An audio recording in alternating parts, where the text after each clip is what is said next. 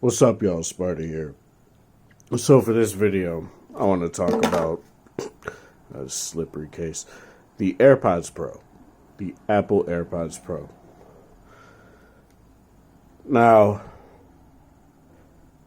if you're new to this channel, you would know that I'm not really an iOS user. I've had iPhones before. Like I had the iPhone XS and I've had the iPhone 8 Plus and stuff like that, right? But they just never really... Yay. They never fit me. They never feel like my kind of phone, so I just don't mess with them. To those that use them, cool, whatever, it's fine and dandy. I don't really care. I'm not one of those people that who use the iPhone in 2020. It's the single most popular phone out there. What can you do? But yeah. But these still pair with every other phone. It's not and there are those people that it will work better with an iPhone and stuff like that. And I do run into a couple issues with these, and I will talk about that here in a minute. So let's get into this. One, let me go through the stuff that I don't really like. I don't like the casing. The case gets damaged really fast, really quick. This big scratch right here came from the first night of me using it at work. It gets dirty really fast. This came from just being in my pocket.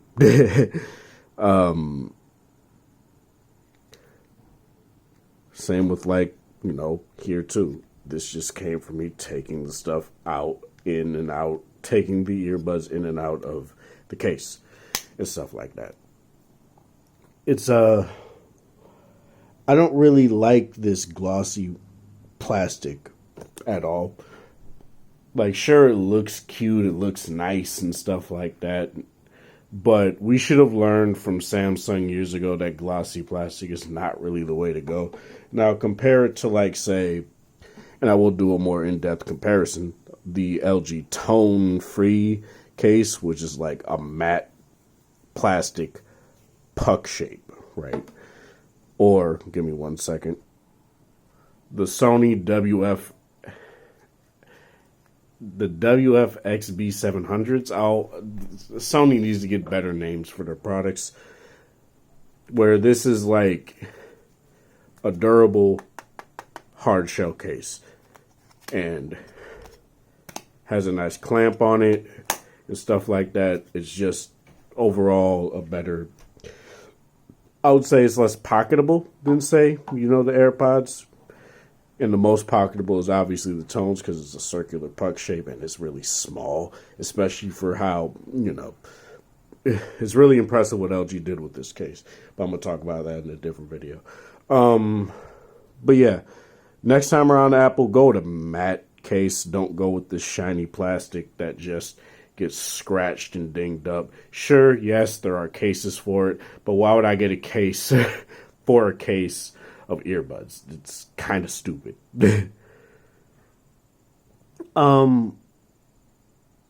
Another thing, I don't really like the ear tips. They don't really stay in my ear all that well.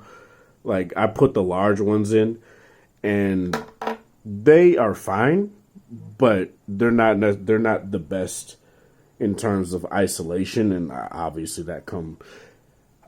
these have active noise cancellation. I'll get to that in a minute, but in my personal opinion, I don't necessarily think that justifies the seal not being that great. For me personally, obviously your mileage may vary and stuff like that, right? But overall, I don't really like the seal on these. You have to twist them in. I have to twist them in my ear a little bit to keep them in sometimes, and they'll still slip out ever so slightly and all that stuff. So it's kind of like a bad thing for me personally, but that's not necessarily, to me, that's not a deal breaker. It honestly depends, and since you can get other ear tips from other manufacturers, which I'll get to in a minute as well. That's another con. It I'll try them out, and it may be mitigated by that. But from the stock tips that came on them, they didn't really fit that well. I put in the large tips, they didn't really feel that good either. But they're better, and honestly, it's just that when it comes to the tips. Also, they're They have a proprietary, Apple kind of tip, silicone tip, where it snaps on like this. Now, what's nice is that it has another, mesh coating right there to help with the IPX4, water resistance that these have, which is really nice. Well, now, water resistance, but they're sweat proof, they're sweat resistant, and, and now it's not getting back on there. They're sweat resistant, and seeing how I have used these for work for the past couple weeks, I'm getting every freaking notification under the sun right now. It's kind of making me mad. But seeing how I use these for the past couple weeks, and they've been they're honestly really good in terms of they're quite good in terms of sound, and I'll talk about that in a minute. There is stuff that I don't like about the sound as well, but I'll get into that here soon. So let's talk about battery life. Battery life on these, people will say that you get 4.5 hours on them. I've been able to get 5, maybe 6. Now, it honestly depends on, how much you use the sensors and stuff like that. Say, how much you use, the touch sensor right here, which you got to squeeze, which is also something I don't like. You got to squeeze a little bit to make something play and pause, as you guys see here.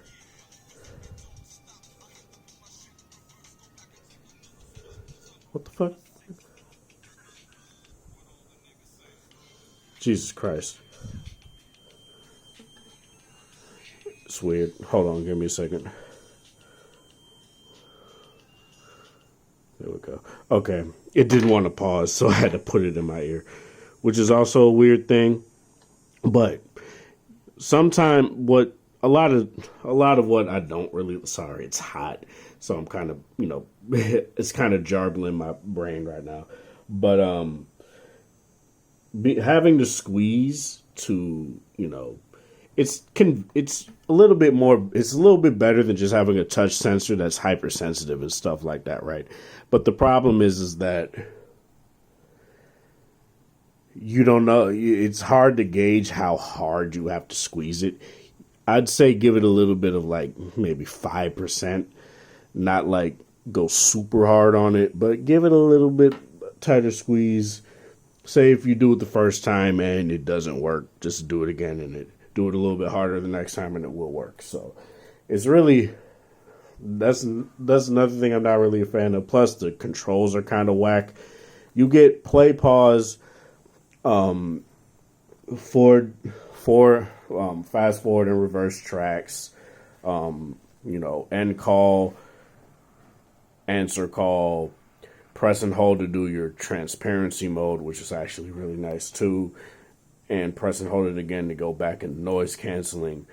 And that's pretty much it. You don't get any sort of volume controls or anything like that, which kind of sucks. And there's no app for these, even on iOS. They just, obviously, they'd be integrated into iOS itself. So you get more granular controls there, which is why people say they're better for Apple. And another thing on Android is that you don't get battery percentage. Saying, right up here. You see the Bluetooth connection right there? It says it's connected. Say for example, God, it's so hot. Sorry, guys. Say I connect the tones to it, right?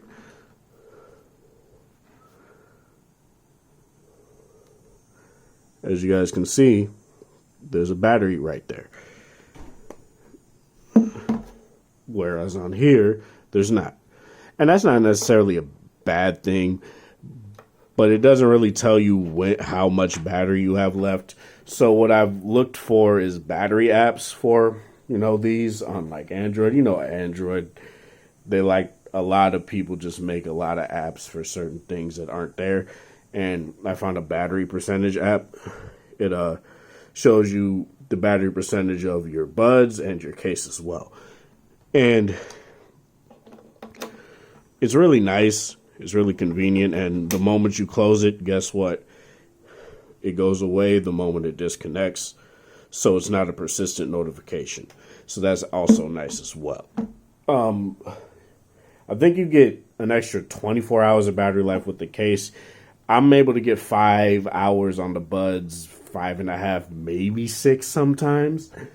And for work, for me personally, that's totally serviceable because, I go from, I throw 2 trucks every night by myself. And that would typically take to 1. So that's 9, 10, 11, 12, 1. Then I got to work 1 more hour till 2. That's break time. They'll probably be at 50, 40% or something like that. And you put these in, they have the fast charging stuff too, where you put the bud in the case, every 5 minutes it charges up an hour. And that's really nice as well. So the moment you're done with your break, you're pretty much full. The bud that you were using is pretty much full. And you can use either bud when it comes to listening to music or listening to podcasts and stuff like that. So that's really nice as well. What I don't like is that there aren't different controls on each bud. Both buds have the exact same controls. And that's why it would really be nice. Next time Apple next time there are some AirPod Pros coming out, which there are rumored to be over-the-ear ones coming out, have an app so that we can control stuff like that. And that would be really nice. Oh my God. That would be really nice. But in terms of music, let me talk about that real quick. I listen to a lot of hip hop, a lot of, rap and stuff like that. And it's funny because and I've been listening to Weeknd too, so let me bring up some of the music I've been listening to. So, Let Me Ride by Dr. Dre, or let me turn this down, or F with Dre Day as well. The problem I have with these is that when you first get them, obviously you got to let the buds, you have to let the buds burn in and, work a little bit, warm up. When I first got these, they sounded a bit the bass was okay. The overall volume was a little bit low and stuff like that. And it was just kind of, I was like, are these really $250? But after using them for a couple weeks, and I think the 5th day in, they actually started waking up. And bass is really nice on these.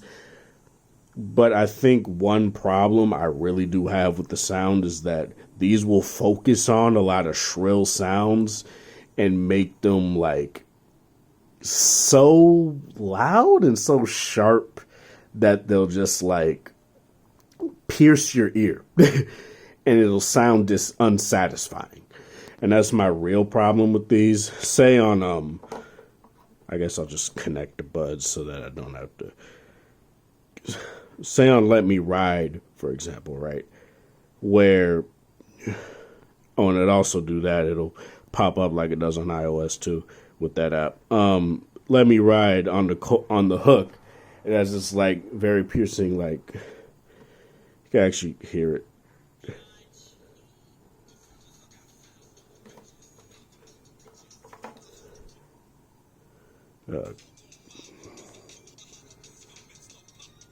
Let me find it. It's right there. That sound right there, that's very bad. It's very sharp while it's in your ear at high volume. So I'd advise you not to listen to these at high volume because those kind of sounds will just sound very bad and very intense. And say on, let's go to After Hours by Weeknd, where, let me find the particular part here.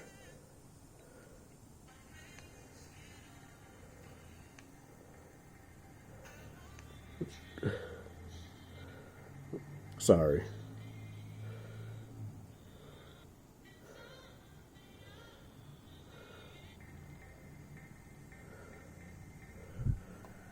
You hear that boom, boom, boom, boom, boom sound? That's very intense too. And it just like, there's a lot of things about it where, say, it focuses on certain sounds at particular times where, say, the bass drop on this song, which it's actually coming close on, it'll just sound dissatisfying and it won't really sound all that great. Whereas, say, on these, which is kind of an unfair comparison because these are meant for bass, they're touted for having extra bass. That's what the XB stands for. But the bass will just be punchy. And on here, the bass, while it's not nearly as like in the forefront, in the foreground as say even these or the Sony extra basses, it'll be enough to where it's like, okay, I can hear what they're trying to do there, and it's still satisfying enough. I'm not going to compare them to like my short tapes because that's kind of unfair. That is like the most satisfying, where it focuses on, it has everything in focus, and that's just something that these don't do very well. But let's talk about podcasting too, because that's something that I do indeed do more on True Wireless than I listen to music. So these are pretty good. I wouldn't say they're the best, but let me show you guys how I probably get a lot of good battery life out of these solely because, say, when I play a podcast, and let me actually do this here real quick.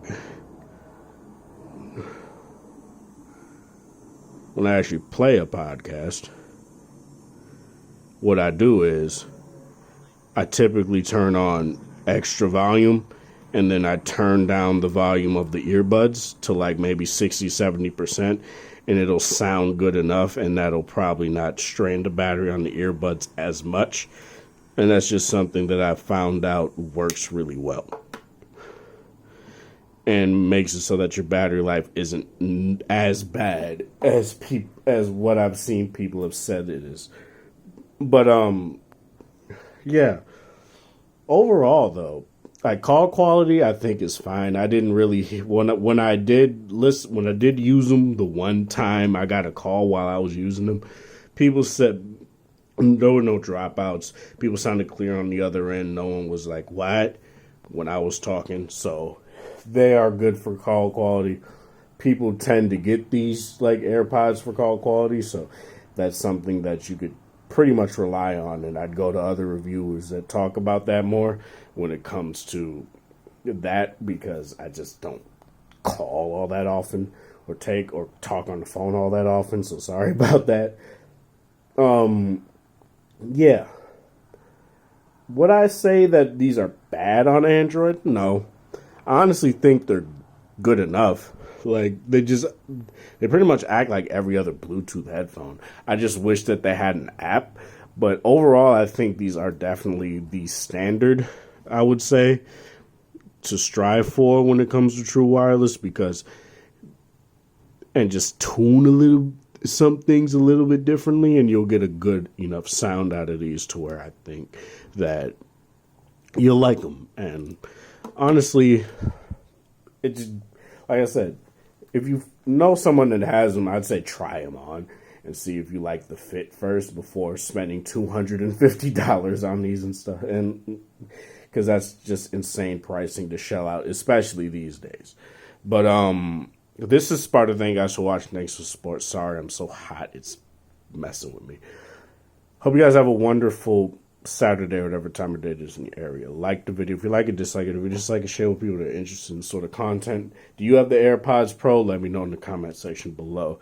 Have you liked them? Do you not like them? And yeah, have a good one.